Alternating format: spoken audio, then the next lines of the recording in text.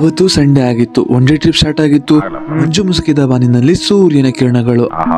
ಸಾಗರದಿಂದ ಶುರುವಾದ ನಮ್ಮ ಪ್ರಯಾಣ ಸಮುದ್ರದ ತೀರದವರೆಗೂ ಸಾಗಿತ್ತು.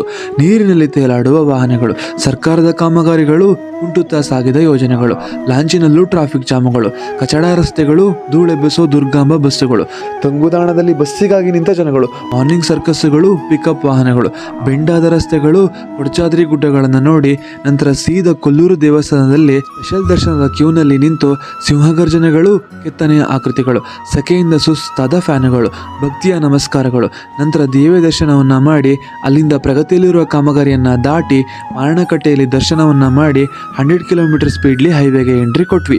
ನಂತರ ಕೋಟಲ್ಲಿ ಒಂದು ಎಂಗೇಜ್ಮೆಂಟ್ನ ಮುಗಿಸಿ ಸೀದಾ ಹೋಗಿದ್ದ ಉಡುಪಿಯ ಶ್ರೀ ಮುದ್ದುಕೃಷ್ಣನ ದರ್ಶನಕ್ಕೂ ಮುಂಚೆನೆ ಊಟ ಕ್ಲೋಸ್ ಆಗತ್ತೆ ಅಂತ ಪ್ಲೇಟ್ ತಗೊಂಡು ಮೃಷ್ಟಾನ್ನ ಭೋಜನದ ಜೊತೆ ಪಾಯಸನ ತಿಂದು ಮುದ್ದುಕೃಷ್ಣನನ್ನ ನೋಡಿ ಮಾತಾಡಿ ಲಡ್ಡು ಪ್ರಸಾದನ ತಗೊಂಡು ಕಳೆಗಳು ಕಳೆಯನ್ನು ಹೆಚ್ಚಿಸೋ ಜನರನ್ನು ನೋಡ್ತಾ ಆಟಗಳು ಆಟದ ಸಾಮಾನುಗಳನ್ನು ನೋಡಿ ಸೀದಾ ಚೀನೋ ಮೀರಿಸೋ ರಸ್ತೆಗಳು ಬೃಹತ್ ಕಟ್ಟಡಗಳನ್ನು ನೋಡ್ತಾ ಥಮ್ಸಪ್ ಮಾಡಿ ಕಾಯಾಕಿಂಗ್ ಬೋಟಲ್ಲಿ ಈಜಾಡಿ ಅಪರಿಚಿತರಲ್ಲಿ ಪರಿಚಿತರಂತೆ ಒಂದಿಷ್ಟು ಮಾತಾಡಿ ತೆಂಗಿನ ಪ್ಲಾಟಿನ ಜೋಕಾಲಿಯಲ್ಲಿ ನೇತಾಡಿ ದಾರಿ ತಪ್ಪಿದ ರಸ್ತೆಯ ಮೂಲಕ ಆಸ್ಪತ್ರೆಗಳ ತವರೂರು ಮಣಿಪಾಲ್ಗೆ ಹೋದ್ವಿ. ಅಲ್ಲಿ ಕೆನ್ರಾಮ ಅಲ್ಲಿ ಆನಿಯನ್ ಚೀಸ್ ಭೂತಪ್ಪನ ತಿಂದು ಲಸ್ಸಿ ಕುಡಿದು ಆಗುಂಬೆ ಘಾಟಿನ ಹಾರಿ ತೀರ್ಥಹಳ್ಳಿಲಿ ಕಾಫಿ ಕುಡಿತಾ ನಮ್ ಗಾಡಿ ಡೌನ ಮೀಟ್ ಮಾಡಿಸಿ ಬೆಂಗಳೂರು ರೈಲ್ನ ಆಚೆ ಕಳಿಸಿ ಸಿಕ್ತೋರ್ ಜೊತೆ ರೇಸಿಂಗ್ ಮಾಡ್ತಾ ತವರೂರು ಬರೋ ಹೊತ್ತಿಗೆ 11 ಆಗಿತ್ತು. ರಾತ್ರಿ ಹಾಲು ಕುಡಿದ್ ಮಲಗೋ ಹೊತ್ತಿಗೆ ಸುಸ್ತಾಗಿತ್ತು.